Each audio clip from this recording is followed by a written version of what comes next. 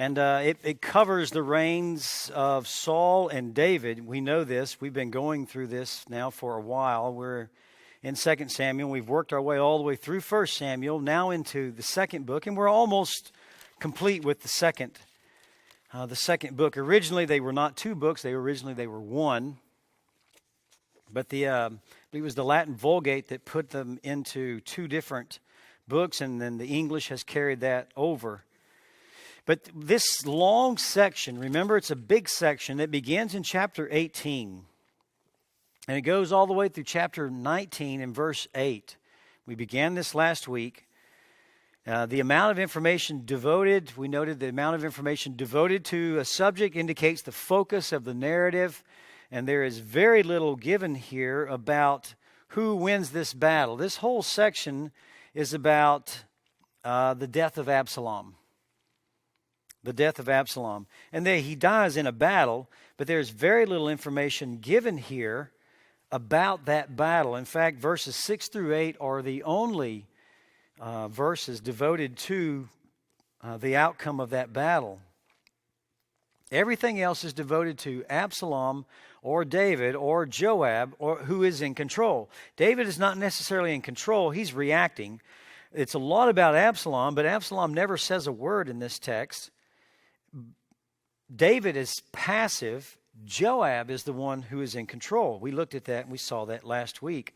Verses 1 through 5, it begins with David taking command of his forces, and he puts together a number of men, and he numbers them and puts commanders over thousands and over hundreds, and so he organizes his army. God has allowed David this time to do that because he has frustrated the counsel of Ahithophel. Chapter 17, verse 14, the last part of verse 14, the Lord had ordained to thwart the good counsel of Ahithophel so that the Lord might bring calamity on Absalom. So God had granted David this time to do this.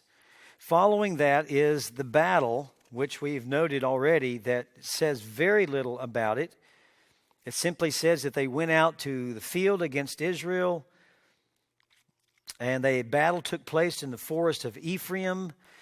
Forest of Ephraim is north of Mahanaim, east of the Jordan River. Probably halfway between the Dead Sea and where the Jordan River branches a little bit, somewhere in that area. It's difficult to know exactly where all of this took place. And then, but what happens, of course, is Israel loses. Israel is scattered, and there are 20,000 people that die in this battle. How many from Israel and how many from David's forces, we do not know. It doesn't divide that up for us. But there are a lot of men lost in this battle. And it says that the forest devoured more people than the sword devoured that day. So evidently the poisonous plants, perhaps, poisonous snakes, animals, whatever it might have been, in the forest actually took the lives of more men than were killed by other members, other soldiers. So in verse 9 and 10, truly something happens that rarely happens on the battlefield. Someone gets caught in the tree by their hair. And it seems what happened was that Absalom saw David's men, and that initiated his departure, his ride. And somehow, while riding through the trees, his head got caught in a tree. And in an effort to avoid having his scalp torn off, he grabbed onto the tree limb and began calling out for help. And of course, in the meantime, the mule kept going, with the result that he was dangling helplessly between the sky and the earth. The Jewish historian Josephus says that he was lifted up by the unsteady motion. In other words, he was riding an animal that had no gait that was pleasant. He was bouncing up and down. Kind of like just the kind of, not a lope in a horse, But as just before the lope, the horse goes into a lope, he bounces. A quarter horse will just bounce, and if your feet are not in the stirrups, you will bounce all over the place. I mean, all over. And evidently, Josephus writes, as he was being lifted up by the unsteady motion, his hair became entangled in a rugged tree with great branches extending far out. In this strange fashion, he remained suspended, is what Josephus says. Well, of course, one of David's men saw Absalom hanging between heaven and earth, and he went and he told Joab, verses 11 through 13. And when Joab heard of his predicament and that the king's son was still alive, he was angry. He said, "Why didn't you kill this man?" Because remember, we had noted that in these verses, it says that verses 11 through 13, Joab had evidently put a bounty on Absalom. It's like Joab, with all of his guys, his generals, his commanders of thousands and hundreds, he got all these guys together and said, "Okay, guys, here's just my personal wager. We need to get this guy. We need to be over with this. We need to get back to Jerusalem. So I'm going to give 500 drachma to the first guy, the guy who kills Absalom." So everybody is going after this guy. The bounty that Absalom put on him, he says to this soldier who came back to tell him, he says, "Look, I would have given you, or it is incumbent on me to give you, I would gladly have given you this money, this reward that I promised to give. It was a burden or a duty that I put on myself." And of course, it's sad that Joab would do this, because in doing this, we have evidence that Joab issued a reward to his men for the one who killed Absalom. So he says, "Why did you not strike him? Why did you not strike him right there to the ground? I would have been glad to give you 10 pieces of silver and a girdle." Well, the soldier who found Absalom wisely obeyed the orders of David, who made this statement, "Please deal with my son gently." And he made it in such a way that all the soldiers knew it. And the soldier said to Joab, "Look, there are many evidences. David knows everything." And we know from just what Scripture says, every once in a while, it'll give us an insight into the fact that David has his communication lines. He has a way of finding things out. And this soldier knew that. There is nothing hidden from the king, verse 13. He knows this. And he really doesn't trust Joab to stick up for him. "It was me." He knows that Joab is not going to say, "I told him to. It was my bounty that I put on your son, and so he was just fulfilling my bounty." Joab is not going to do that. David has a history of killing people who bring bad news to him, doesn't he? The man who brought back the news of Saul and Jonathan's dead, he killed him. So David has, and people know, evidently soldiers know this. And we'll see this again in verse 19 and following. So the soldier wisely obeyed David. He knew that there is nothing hidden from the king. He knew he wasn't going to get away with it. But Joab, however, in verses 14 and 15, was not moved by the soldier's statement. He went ahead and he took 3 javelins, 3 spears, and he took a contingent of 10 armor bearers. In verse 15, they arrived at the oak tree, and they found the king's son exactly as the soldier had described. And without hesitation, Joab took the lead in resolving the matter, and he threw all 3 of the spears into Absalom's heart. And the armor bearers followed the lead of their commander, and likewise they struck Absalom and killed him. No doubt they walked over to him where he was at. And maybe by this time, since he had spears in him, perhaps he wasn't able to hold on anymore. He was just hanging there. They walked over to him, and no doubt they began to stab him and hack at him. So verses 16 and 17, all the text it goes from that, what happens in verse 14 and 15, to verses 16 and 17. Joab blew the trumpet, the people returned from pursuing Israel, and for Joab restrained the people. So, and they bury Absalom, and his burial was in keeping with what the Mosaic law prescribed for a rebellious son in Deuteronomy 21, verse 20 and 21. God cut off Absalom because he rebelled against the Lord's anointed. We knew going into this that God's anointed was David. And we knew that anyone trying to usurp David in a way that violates God's word, the end is not going to be good. There's no good end to come out of this. Just as you and I know God's word and we know the book of Proverbs enough and we live life long enough, we know that if we look back and we see young people living a certain way, we've said this in Sunday morning in the book of Proverbs, we see this going on and we know unless God intervenes, the end is not going to be good. They keep pursuing down this certain path, they're going to meet destruction or some event, something in their life that's not going to be good. When reading all this, we know that Absalom is not going to succeed.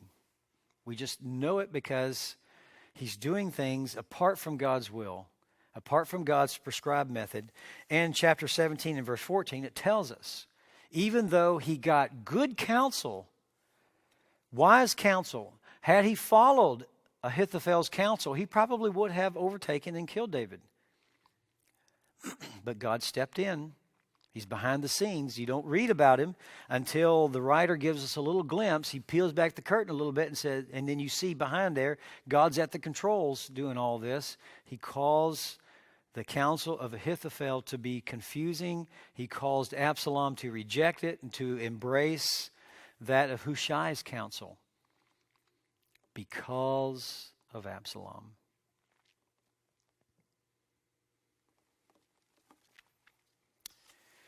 So verse 18.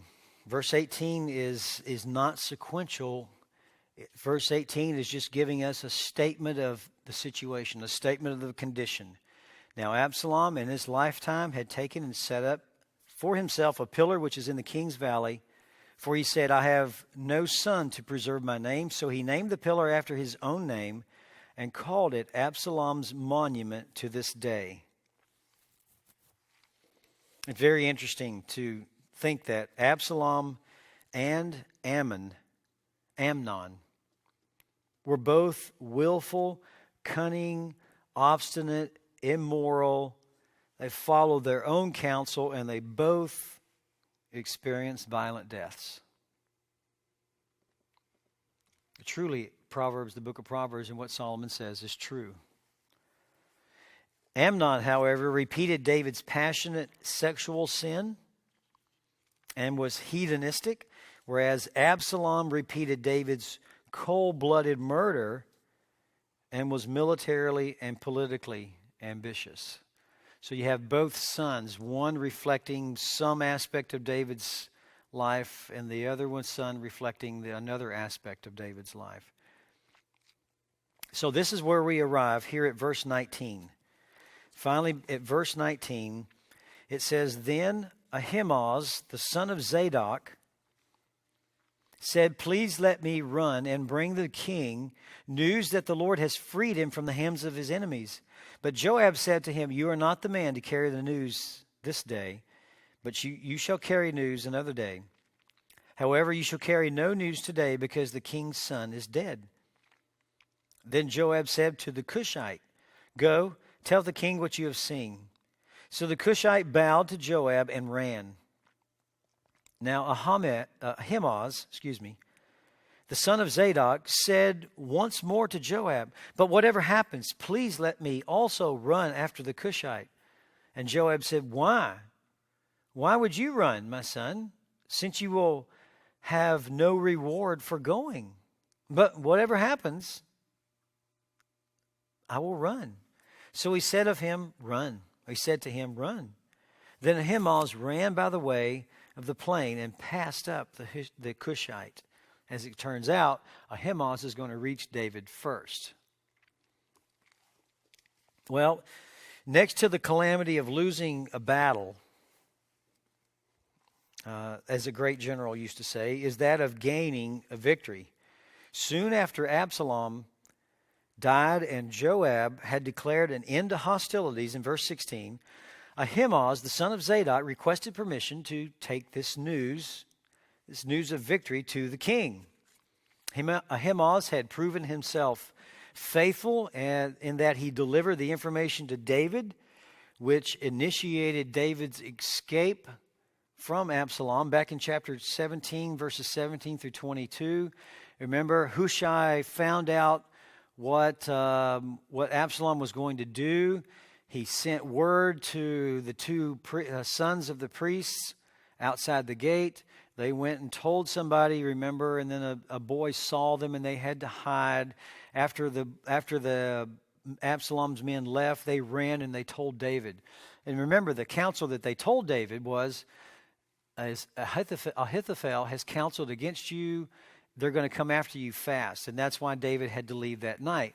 Hushai thought that they was going to follow Ahithophel's counsel. They didn't think they were going to follow his own counsel. So you see, even Hushai had no idea that God was moving things around, even as he was speaking. Hushai did not know that.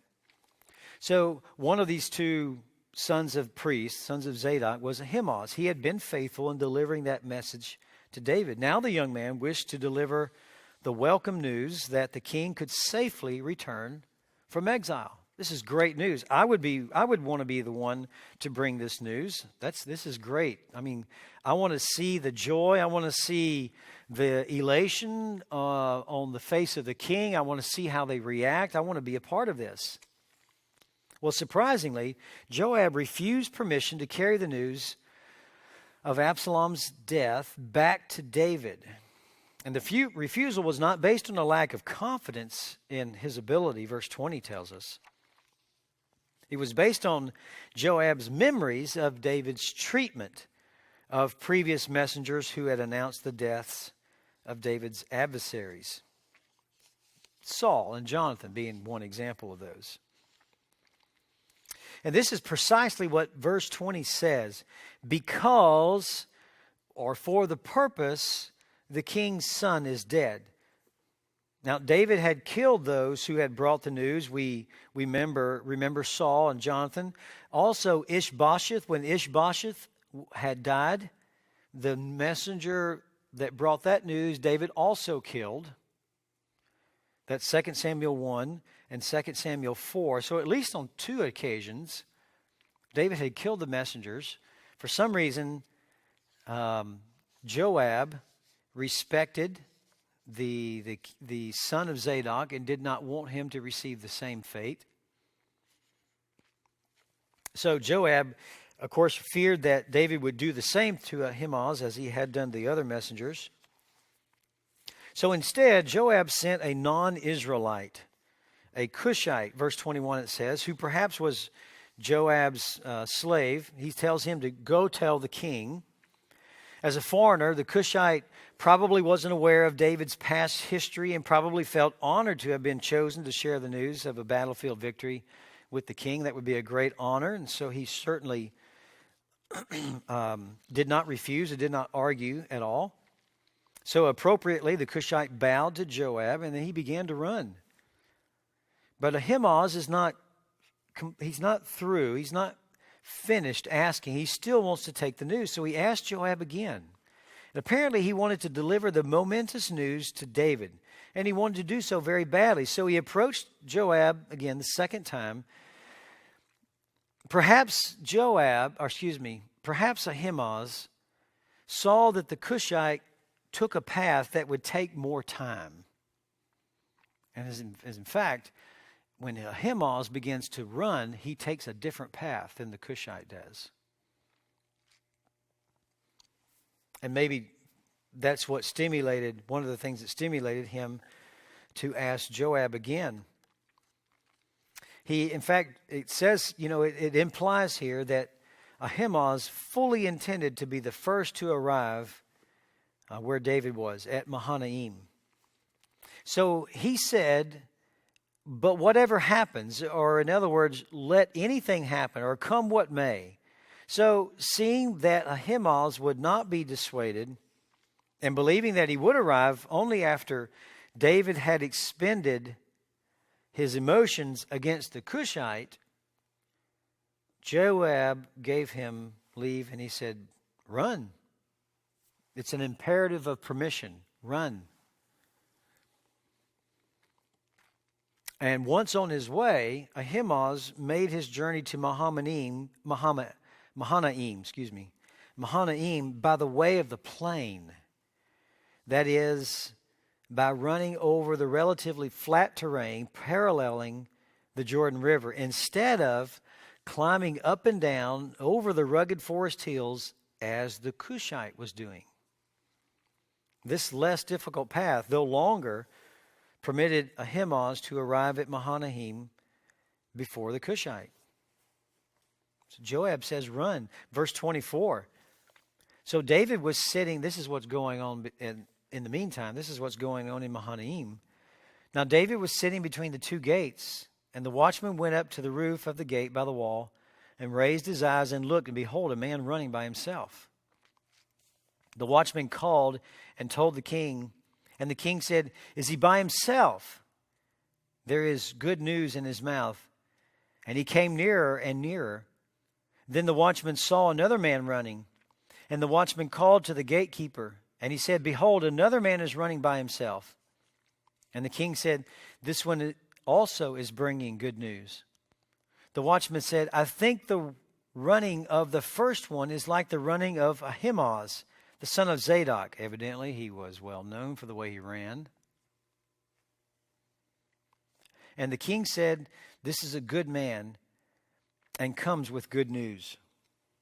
Well, as the text says, the runners were getting closer to Mahanaim. David was anxiously waiting word on the outcome of the battle. Watchmen would stand atop of the fortified entrance of the city, and they were set on a hill. They had a commanding view of all the roads in the region. They had the high ground. That's where you're supposed to build these kinds of things. Soon, in the distance, the watchman saw the man running alone toward the city and reported it. Verse 25, reported it to David. The king, himself a veteran of countless battles, instantly interpreted this observation for what it was, evidence of a victory of his forces. If his forces had been defeated in battle, they would come back, they would retreat to Mahanaim in massive numbers. There wouldn't be one man running back. Unless there was just a total massacre. I suppose that's possible. Well, during the anxious moments, when the runner was coming closer and closer, another man running was also spotted. And this observation, combined with the conclusion that the first man runs like Ahimaaz, the son of Zadok, merely confirmed his theory and added his expectations of hearing good news. So Ahimaaz called and said to the king, all is well. And he prostrated himself before the king with his face to the ground. And he said, blessed is the Lord your God, who has delivered up the men who lifted their hands against my lord the king. The king said, is it well with the young man Absalom? And Ahimaaz answered, when Joab sent the king's servant and your servant, I saw a great tumult, but I did not know what it was. Then the king said, turn aside and stand here. So he turned aside and stood still. Behold, the Cushite arrived. And the Cushite said, let my lord the king receive good news. For the Lord has freed you this day from the hand of all those who rose up against you. Then the king said to the Cushite, is it well with the young man Absalom? And the Cushite answered, let the enemies of my lord the king and all who rise up against you for evil be as that young man. The king was deeply moved and went up to the chamber over the gate and wept. And thus he said as he walked, O my son Absalom, my son, O my son Absalom, would I had died instead of you. O Absalom, my son, my son. Wow. Well, Ahimaaz reached Mahanaim's gate even before he was properly situated in front of the king. He provided David with a one-word commentary of the battle's outcome. Peace, he says. All is well is the word shalom. Peace. All is well. After he arrived and appropriately bowed down before the king with his face to the ground, he praised the Lord and confirmed that God had delivered up the men who lifted up their hands against the king. The news simultaneously brought relief and concern to David. Ignoring the good aspects of the news in hopes of relieving his worst fears, the king asked Ahimaaz the only question that mattered to him at the time. Is the young man Absalom well? Is he safe? Verse 29. Well, Ahimaaz took Joab's previous warnings to heart and discreetly avoided telling David the truth. Although he knew the king's son was dead, verse 20 says that. We know that. He knows that. He deceptively revealed only that he had observed great confusion, but did not know what it was, the text says. This was not helpful, and it only added to David's anxiety. I don't know. I just know all is well, but I don't know all the details. Well, that only added to David's anxiety. So with growing concern, the king ordered the young priest to stand aside here and wait until the Cushite arrived. Verse 31. And so when the Cushite arrived, he could be interrogated. And he did confirm Ahimaaz's report of the good news that the Lord had delivered David from all who rose up against him. The only good news that the king wanted to hear, however, was, is the young man Absalom well? So by this question, twice he's asked this, you get clear insight into David's concern. He really is concerned about his son. And who wouldn't be? It's his son. He's very concerned about him. And we see evidence of that in these questions that David asked these runners. Is he safe? Verse 32. So he asked, verse 29, is he safe? Verse 32, is he safe? Tactfully, the Cushite revealed the truth concerning Absalom's condition.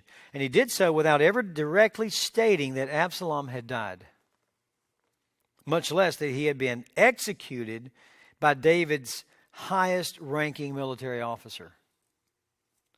Instead, it was stated in the form of a gentle wish that all who rise up to harm David be like that young man. Delicate words, no doubt, nevertheless, they smashed into the heart of the king's consciousness like a sledgehammer, and he began to tremble violently. Verse 33 says, deeply moved, began to tremble violently. He was cut to the quick. This was his son. Rebel or not, it's still his son.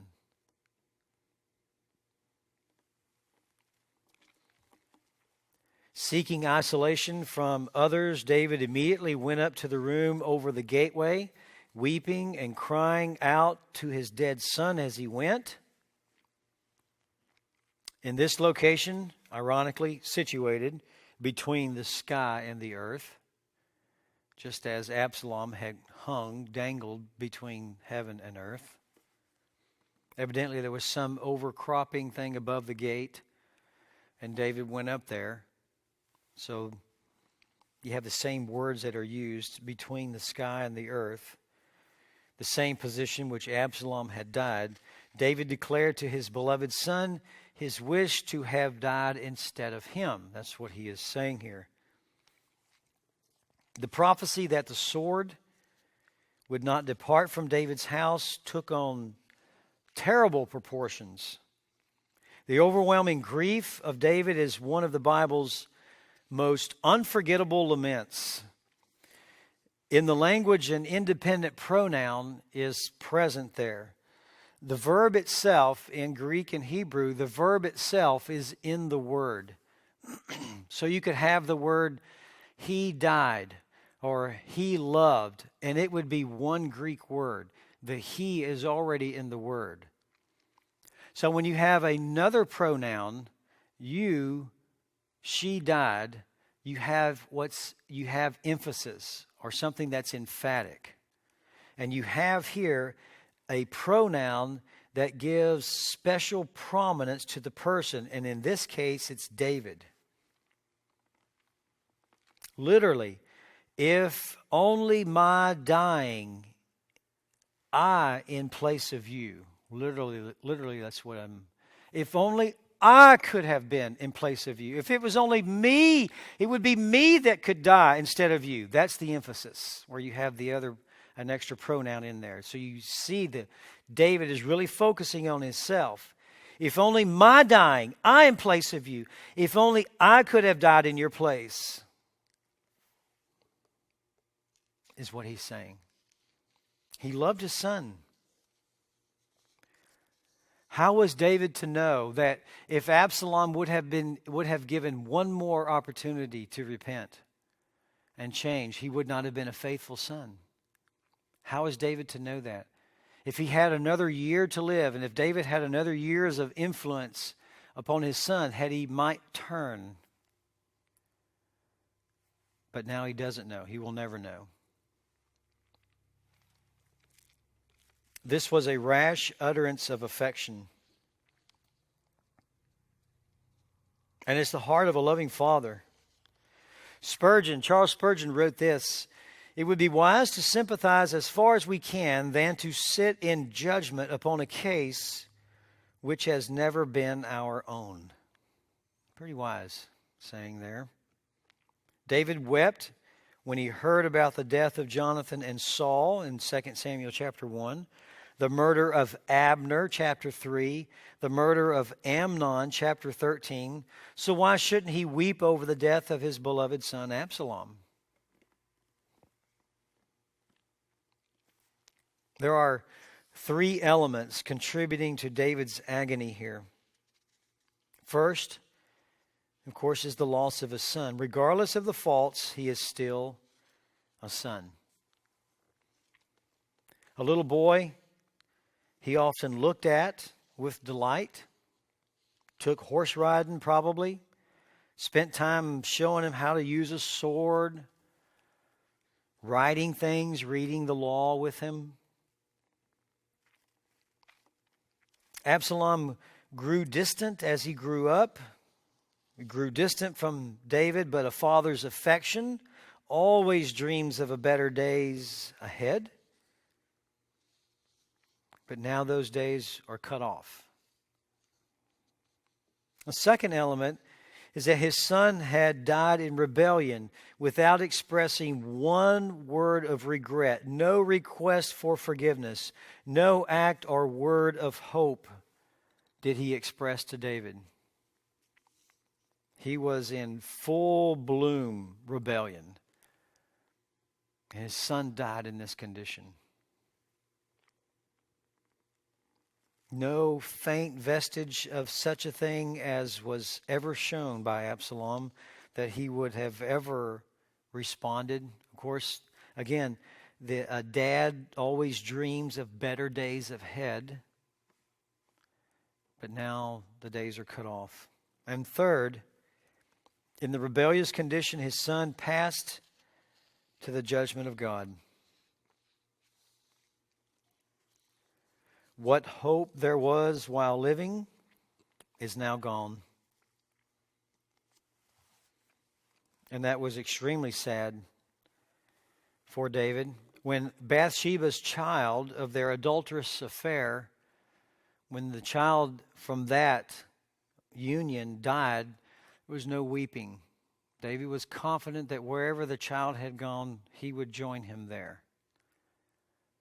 Well, there's no weeping. After the child died, there was nothing he could do about it.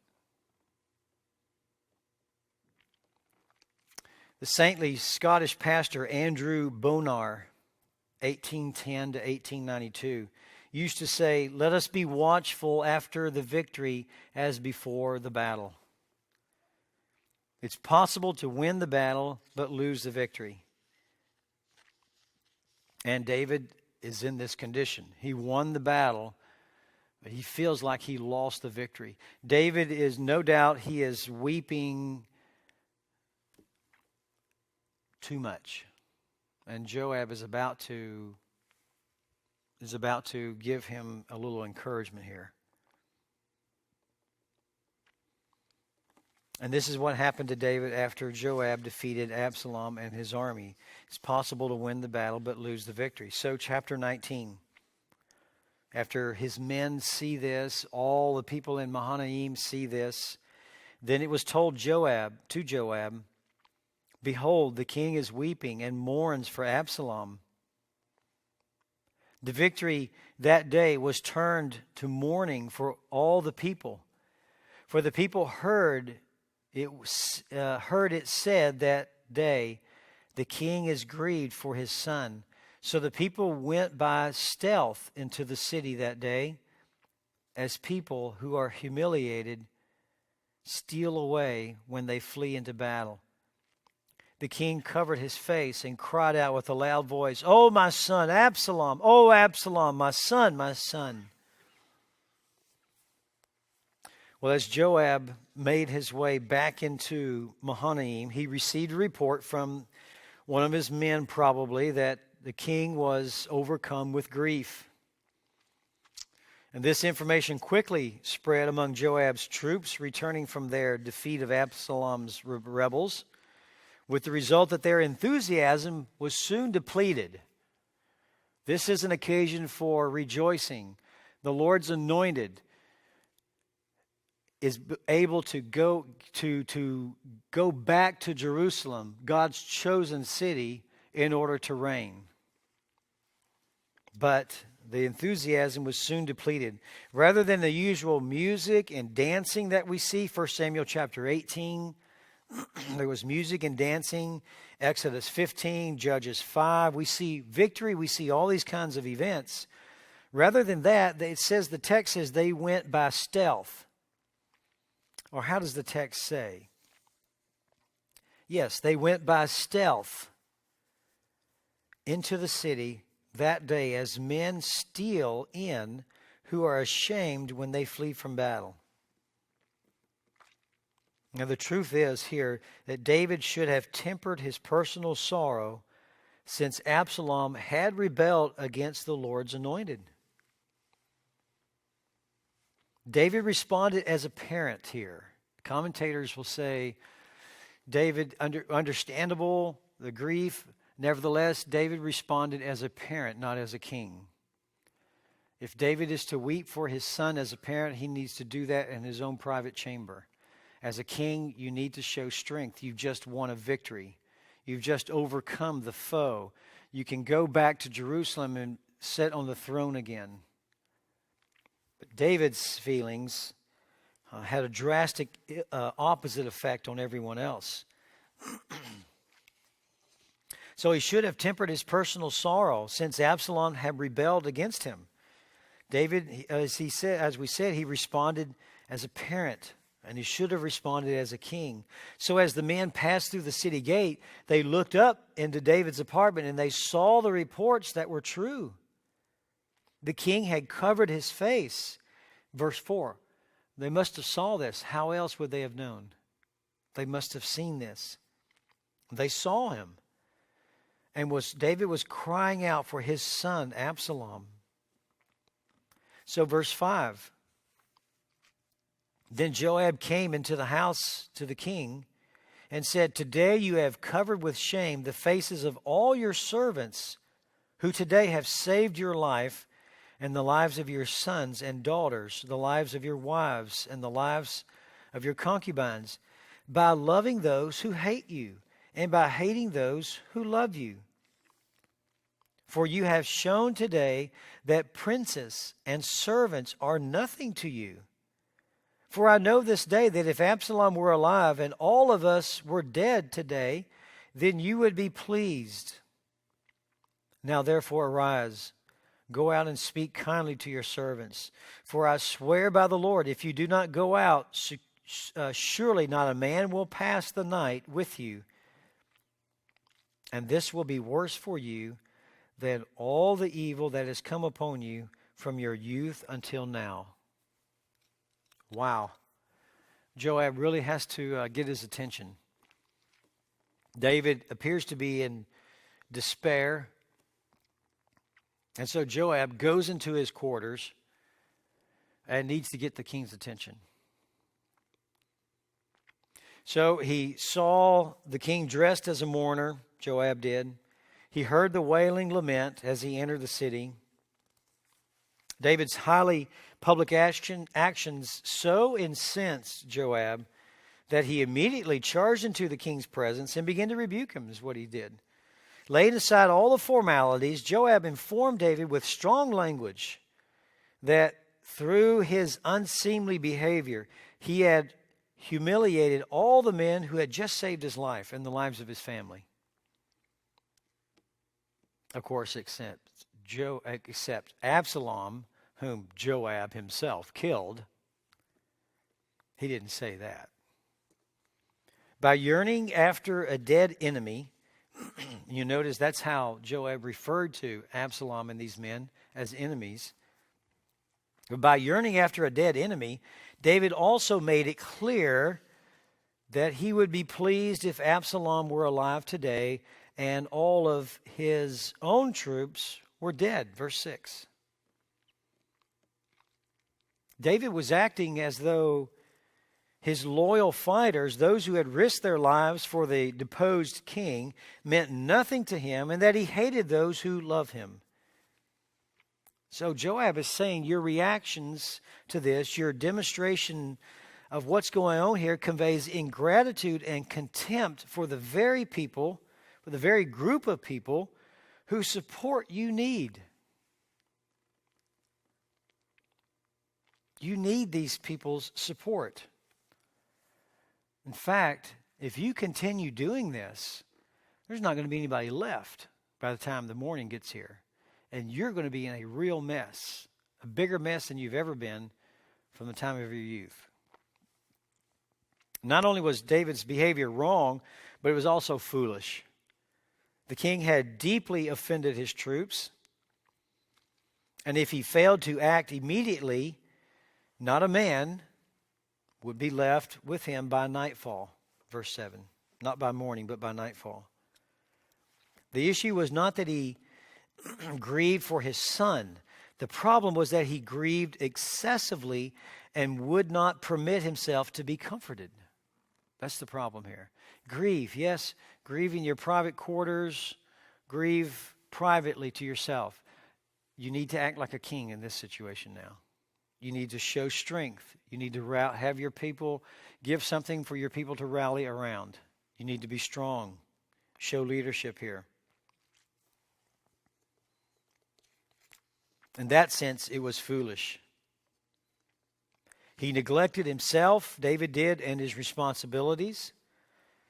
So Joab is doing this. He's in an effort to help David undo this damage he was doing to his own cause.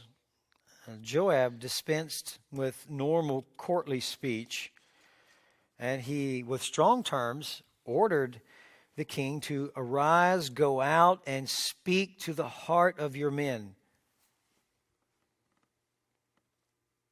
If he failed to do this, a situation could arise that would likely be worse for David than all of the calamities he had ever experienced.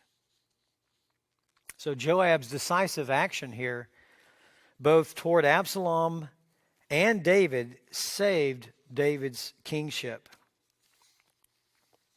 The king submitted to Joab's orders. He listened to him. He recognized the wisdom of what he was saying.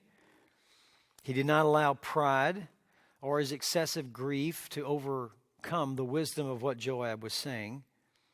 So there in the gateway, verse 8,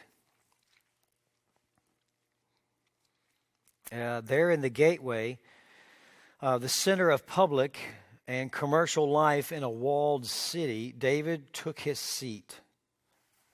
As he sat there in silence, all his troops came before him.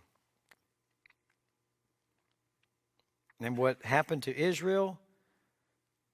Each one of them fled to his own tent, it says in verse 8. Joab's execution of Absalom cost him his position, at least temporarily. And we'll see that down in verse 13. Say to Amasa, you are not my bone, are you not bone and my flesh? May God do so to me, and more also, if you will not be commander of the army before me continually in place of Joab. So there was a little bit of repercussion here. So his rebuke of the king was good as well as needed, but it will cost him a little bit here, as we see down in verse 13. We'll see that next week. A true friend, and Joab was a true friend to David here, will be willing to take personal risks to comfort a friend in love. A wise person such as David will accept strong advice from a friend who really cares. I think of Proverbs 27. Proverbs 27, very good proverb. It says, better is an open rebuke than love that is concealed. And faithful are the wounds of a friend, but deceitful are the kisses of an enemy. Proverbs 27, verses 5 and 6. This is what all these things take place. So this is where we find the king arose, verse 8, sat in the gate, where they told all the people, behold, the king is sitting in the gate. All the people came before the king. Israel, each one of them fled to his tent. Of course, what's going to happen from this in chapter 20 is going to be Sheba's revolt. Some of those people who were not happy, who fled to their tent, is going to result in his revolt.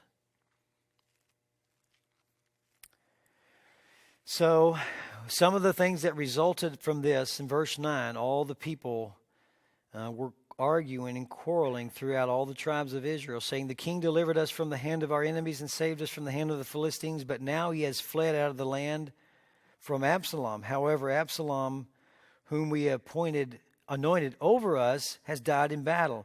Now then, what are you silent? Why are you silent about bringing the king back? So there's going to be some confusion that results from this, and David is going to have to deal with that. So the sword has struck David's house. The sword of judgment have struck David's family in a terrible way. This is his third son to lose because of his sin. Amnon, Absalom, the child that Bathsheba bore, all three because of his sin. The effects of his sin are running through his whole family, and it's not over yet. It extends from his family to problems in the kingdom as well. So, any questions